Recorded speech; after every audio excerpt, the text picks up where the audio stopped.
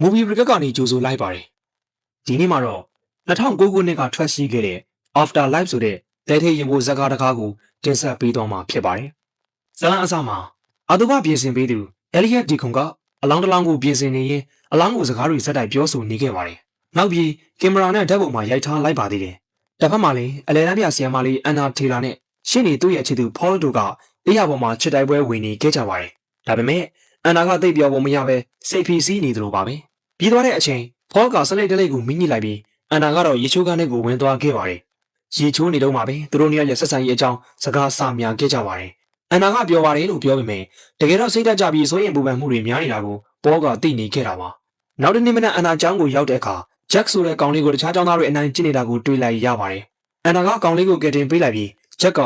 လောင်ရင်ထဲကကြောက်ပေါက်ကလေးတည်သွားပြီလားလို့မေးတဲ့အခါအန်နာကမသိသေးပါဘူးကြောက်နေလို့ပါလို့ဆိုပြီးနှိမ့်သိမ့်ပေးလိုက်ပါတယ်အန်နာဟာစိတ်ဖိစီးမှုများပြီးပင်ပန်းနေတာမို့စိတ်တွေတောက်နေပြီးအလုံးလုံးနေရပါတယ်။ကျောင်းကအပြန်မှာစင်းကြံလန်းကမီးတွေတစ်ခုပြီးတစ်ခုမှောင်သွားလို့အန်နာတယောက်ကြောက်လန့်တကြားပြေးသွားခဲ့ရပါတယ်။အန်နာကြောက်နေချိန်မှာပဲအထက်တကားမှာကောင်းလေးဂျက်နဲ့တွေ့လို့စိတ်အေးသွားရပါတယ်။အန်နာကသူ့ရဲ့ပီယန်နိုဆရာမဟောင်းအာတုဘကိုသွားဖို့ရှိတယ်လို့ပြောတဲ့အခါကောင်းလေးဂျက်ကလိုက်ချင်ပေမဲ့ကလေးတွေနဲ့မဆိုင်ဘူးလို့ညင်းလိုက်ပါတယ်။ဒီလိုနဲ့အန်နာကစေးဝင်ရင်းနဲ့ပဲသူ့ရဲ့စပင်ကိုအနီအောင်ဆိုးကယ်လိုက်ပါတယ်။အာတုဘကိုရောက်တဲ့အခါအဲလီယာကအလောင်းသားမှာရှိနေပါတယ်။အန်နာအလောင်းသားကိုသွားကြည့်တဲ့အခါအလောင်းကတက်ပြင်းချလိုက်တယ်လို့မျိုးမြင်လိုက်ရလို့အတော်လေးလန့်ဖြန်သွားခဲ့ပါတယ်။အန်နာကားစီကိုပြန်သွားတဲ့အခါအဲလီယက်ကပြတင်းပေါက်ကနေလှမ်းကြည့်နေခဲ့ပါတယ်။ညကိုရောက်တဲ့အခါမှာတော့စားပေါင်းဆိုင်တစ်ခုမှာဖောနဲ့အန်နာတို့ညစာအတူတူစားကြပါတယ်။ဖောကအန်နာကိုလက်ထပ်ခွင့်တောင်းဖို့စီစဉ်ထားခဲ့တာပါ။ဒါပေမဲ့စကားများကြပြီးအစီအစဉ်တွေအားလုံးပြတ်ကုန်ပါတယ်။ဖောကအန်နာကိုသူ့အမေလိုပဲစိတ်မမှန်ဘူးလို့ပြောလိုက်တဲ့အခါအန်နာကစိတ်လိုပြီးတော့မိုးရီရွာနေတဲ့ကြားထဲကနေကားကိုမောင်းထွက်သွားခဲ့ပါတယ်။အန်နာကမိုးရွာထဲမှာငိုပြီးကားမောင်းနေရင်းနဲ့ဖုန်းခေါ်ဖို့ကြိုးစားနေတဲ့အချိန်မှာပဲကားအက်ဆီဒန့်တစ်ခုဖြစ်သွားခဲ့ပါတော့တယ်။နိုးလာတဲ့အခါမှာတော့အန်နာတယောက်အဲလီယာရဲ့အာတုဘပြင်းတဲ့ဇပွဲပေါ်ရောက်ရှိနေခဲ့ပါတယ်။အပေါ်တဲ့အင်ကြီးမဲကိုချွတ်ထားပြီးဝစ်စုံအလီနဲ့ဖြစ်နေခဲ့ပါပြီ။ဒီလူကြီးကသူမကားတိုက်မှုကိုပြောပြခဲ့ပြီးတဲ့နောက်တည်သွားပြီလို့ဆိုခဲ့ပါတယ်။အန်နာကမယုံခဲ့ပေမဲ့အဲလီယာကသေစင်းကိုထုတ်ပြလိုက်ပါတယ်။ပေါ်မနက်နိုးလာတဲ့အခါမှာတော့ဘေးနားမှာအန်နာကရှိမနေခဲ့ပါဘူး။အန်နာစီဖုန်းခေါ်ပေမဲ့အဲလီယာကဖုန်းကိုတင်ထားလိုက်ပါတယ်။အန်နာရဲ့အမေစီကိုရောက်မှအန်နာကားတိုက်မှုဖြစ်ပြီးဆုံးသွားတာကိုသိခဲ့ရပါတယ်။သူသမီးတည်သွားတာကိုပေါကြောင့်ဆိုပြီးသူရဲ့အမေကပေါကိုအပြစ်တင်ပါတယ်။ပေါလည်းအခုမှသိရပြီးတုံးမရဝမ်းနေနေခဲ့တာပေါ့။တစ်ဖက်မှာလည်းအဲလီယာကအန်နာရဲ့နဖူးတရားကိုချုပ်ပေးနေပါတယ်။အန်နာကတော့သူမမသိသေးဘူးလို့ထင်နေတော့မို့အဲလီယာကိုလှုပ်ပေးဖို့တောင်းပန်ခဲ့ပေမဲ့အဲလီယာကသူမကိုတည်သွားပြီလို့ပြောပြီးစီးတစ်မျိုးထုတ်ကမေ့သွားအောင်လုပ်လိုက်ပါတယ်။အန်နာရဲ့အမေကသူမကိုလာကြည့်ခဲ့ပြီးသူမသမီးရဲ့စပင်းအယောင်ကိုငကိုအတိုင်းအနှက်ရောင်ပြန်ပြောင်းပေးဖို့အဲလီယာကိုတောင်းဆိုခဲ့ပါတယ်။ခဏနေတော့အန်နာနိုးလာခဲ့ပါတယ်။သူမလှုပ်ရှားလို့ရတာကိုသိရပြီးနာကျင်မှုကိုပါခံစားရလားလို့လက်ကိုရိုက်ပြီးစစ်စစ်ကြည့်ခဲ့ပါတယ်။သူမကကိုမသေးသေးဘူးလို့ယုံကြည်ပြီးဖုန်းခေါ်ဖို့ကြိုးစားခဲ့ပြန်ပါတယ်။ဒါပေမဲ့အဲလီယာကဖုန်းသုံးနေတာမို့ခေါ်လို့မရခဲ့ပါဘူး။အန်နာကတကားကိုရိုက်ပြီးအကူအညီတောင်းလိုက်ပါတယ်။တစ်ချိန်တည်းမှာပဲဖောကအဲလီယာစီကိုရောက်လာခဲ့ပါတယ်။အန်နာရဲ့အလောင်းကိုကြည့်ခွင့်တောင်းပေမဲ့အဲလီယာကလုံးဝခွင့်မပြုခဲ့ပါဘူး။အန်နာကအထက်ကနေဘောရဲ့အတန်ကိုကြားလိုက်ရပါတယ်။အဲလီယာကအထက်ကိုဝင်လာတဲ့အခါအန်နာကတကားဝါနာမှာထိုင်လျက်သားရှိနေပါတယ်။အန်နာကဖောအကြောင်းမေးတဲ့အခါအဲလီယာဖောကိုတကယ်ချစ်ရင်ရှင်နေတဲ့သူ့ကိုလက်လွတ်ရမယ်ဖြစ်ကြောင်းပြောခဲ့ပါတယ်။အန်နာကသူ့အသက်ရှင်နေတဲ့ကြောင်းပြောခဲ့ပေမဲ့အဲလီယာကသူမတည်သွားပြီလို့ပဲထက်ကပြောနေခဲ့ပါတယ်။အပြီးတော့ဖောကရဲစခန်းကိုသွားခဲ့ပါတယ်။သူကရှင်းနေဆိုတော့ရဲတွေအားလုံးနဲ့ရင်းနှီးနေခဲ့ပါတယ်။သူကအေးအေးတောက်မလို့နဲ့အနောက်ခန်းထဲကိုခိုးဝင်ကအန်နာစီးတဲ့ကားစီကိုသွားပြီးစစ်ဆေးခဲ့ပါတယ်။ကားမှန်ကကွဲကျိန်နေပြီးအန်နာပုံရိပ်ကိုတွေ့လိုက်ရလို့ထိတ်လန့်နေတော့မှပဲတကယ်ကြီးရဲအရာရှိကလာရောက်နှစ်သိမ့်ပေးခဲ့ပါတယ်။တစ်ဖက်မှာလည်းအန်နာကစိတ်တွေခြောက်ခြားနေခဲ့ပါပြီ။သူမကဓာတ်ချောင်းကိုကောက်ကန်လိုက်ပါတယ်။မိမကြီးတယောက်ရဲ့အလောင်းကိုမြင်တော့သူမအရင်ကတေချင်စိတ်ဖြစ်ခဲ့တာကိုပြန်အမှတ်ရပါတယ်။သူမစိတ်တွေရှုပ်ထွေးနေခဲ့ပါပြီ။အဲလီယာအခန်းထဲကိုဝင်လာခဲ့ပြီးအခန်းအပူချိန်ကိုရှော့ချလိုက်ပါတယ်။အန်နာကအဲလီယာကိုတိုက်ခိုက်က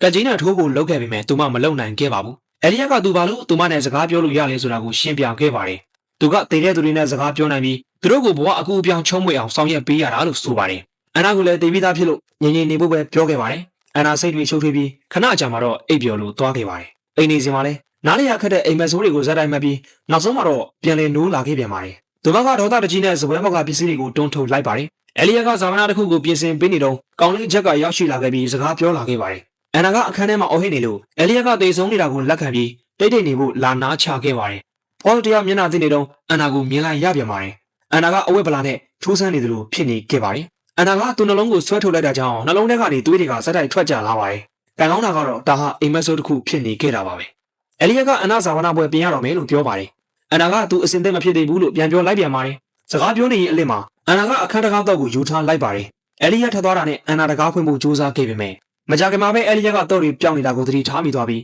ပြန်လှည့်လာပါတယ်အန်နာတကားမကြီးကိုဖွင့်ဖို့ကြိုးစားလိုက်တဲ့အချိန်မှာပဲအဲလီယာကဝင်လာခဲ့ပါတယ်ကံကောင်းဆောင်နဲ့ပဲအန်နာအိမ်နောက်ဖေးကိုပြေးဝင်သွားလို့အဲလီယာနဲ့မတွေ့လိုက်ပါဘူးကံဆိုးချင်တော့တခြားတကားတွေကတော့ခတ်ထားလို့အန်နာလုံးဝထွက်မရပြန်ပါဘူးအဲလီယာကအန်နာကိုအိမ်ထဲမှာလိုက်ရှာနေပါတယ်အန်နာလည်းပတ်ပြေးနေခဲ့ရပါပြီအန်နာဖုန်းကိုတွေ့လို့ဘောစီဖုန်းခေါ်လိုက်ပါတယ်ဘောဖုန်းကင်တဲ့အခါမှာတော့အန်နာကအကူအညီတောင်းလိုက်ပါတယ်ဒါပေမဲ့ဘောကစောင်းတော့တဲ့ဖုန်းထည့်ပြီးချလိုက်ပါတယ်ပြီးတော့အဲလီယာကအန်နာကိုမြင်သွားခဲ့ပါတယ်သူမကိုတည်သွားပြီဆိုတာယုံကြည်ဖို့အဲလီယာကမှန်တစ်ချက်ကိုဆွဲလက်လိုက်ပါတယ်မှန်တယ်မှမြင်နေရတဲ့သူမရဲ့ပုံစံကိုကြည့်ပြီးအန်နာကသူတကယ်ပဲတည်သွားပြီလို့ယုံကြည်လိုက်ပါတော့တယ်အဲ့ဒီအဖြစ်အပျက်တွေကိုကောင်းလေးချက်ကပြေထဲပေါက်ကနေလှမ်းမြင်လိုက်ရပါတယ်အဲလီယာကလည်းကောင်းလေးချက်မျက်နှာကိုသတိထားမိပြီးပြုံးလိုက်ပါတယ်အဲလီယာကအန်နာကိုသူ့မိခင်ဆန္ဒအတိုင်းစပင်းအယောင်ချွတ်ပေးလိုက်ပါတယ်ဖော့ကအန်နာရဲ့အကြောင်းကိုသွားပြီးသူမပစ္စည်းတွေကိုတင်ဆေးပါတယ်အန်နာပစ္စည်းတွေထဲမှာသူတို့ပျော်ပွဲစားထထုံးကဓပုံတွေကိုမြင်ပြီးပုံမူကြေခွဲကဝမ်းနဲ့ရပါတော့တယ်အဲလီယာအလောင်းတစ်ခုကိုပြင်ဆင်နေတော့မှပဲအန်နာကဖော့ငိုခဲ့လားလို့မေးပါတယ်သူတို့ညောင်အစင်ပြေတာကိုသိနေတဲ့အဲလီယာကဖော့အစင်ပြေနေပါတယ်လို့ပဲဖြေလိုက်ပါတယ်ကောင်းလေးချက်နဲ့ဖော့တို့ကအကြောင်းမှသွားပြီးတွေ့ဆုံခဲ့ပါတယ်ကောင်းလေးကအန်နာကိုအနီအောင်ဝစ်ဆုံနေမြင်လိုက်ကြောင်းဖော့ကိုပြောပါတယ်ဖော့ကအန်နာကအနီအောင်ဝစ်ဆုံဝစ်မထားကြောင်းပြန်ပြောခဲ့ပါတယ်ကောင်းလေးကသူမြင်လိုက်ကြောင်းအခိုင်အမာဆိုတော့ဖော့ကစိတ်မရှိပဲကောင်းလေးကိုတွန်းလိုက်မိပါတယ်တရမှာတော့အဲလီယာကသူရိုက်ခဲ့တဲ့ဓာတ်ပုံတွေကြည့်နေတော့သူ့အိမ်ကိုရဲအရာရှိတွေရောက်လာခဲ့ပါတယ်တကယ်တော့အဲ့ဒီရဲအရာရှိတွေကသူ့အကိုရဲ့အလောင်းကိုလာကြည့်ခဲ့တာပါရဲအရာရှိကအလောင်းကိုကြည့်နေတော့မှပဲအန်နာကိုသတိထားမိသွားခဲ့ပါတယ်အန်နာကမေးစေးကြောင့်သတိမေ့မျောနေပြီမဲ့လေခေါင်းအနှဲငယ်လှုပ်ရှားသွားပါတယ်အဲလီယာအခန်းပြင်ကိုထွက်လာတဲ့အခါရဲအရာရှိကအန်နာစီကိုချင်းကပ်သွားခဲ့ပါတယ်သူအန်နာကိုကြည့်ပြီးတစုံတစ်ခုကိုတန်တရားရှိနေတော့မှပဲဒါပေမဲ့သူလိုချင်တာကတခြားတစ်ခုပါသူကဖုံးထားတဲ့အဝိတ်ကိုလှလိုက်ပြီးသူမရဲ့ရင်သားတွေကိုထိတွေ့ဖို့ကြိုးစားလိုက်ပါတယ်အဲ့ဒီအချိန်မှာပဲအဲလီယာကဝင်ရောက်လာခဲ့ပါတယ်ဖောကကားမောင်းနေရင်ဆိုင်တစ်ခုမှာဝစ်ဆုံအနီကိုမြင်လိုက်ပြီးအန်နာစီမှာဝစ်ဆုံအနီရှိတာကိုအမှတ်ရလိုက်ပါတယ်အဲ့ဒါနဲ့သူဟာအဲလီယာစီသွားပြီးကောင်းလေးချက်ကအန်နာကိုပြတင်းပေါက်မှာမြင်လိုက်ရကြောင်းပြောပြခဲ့ပါတယ်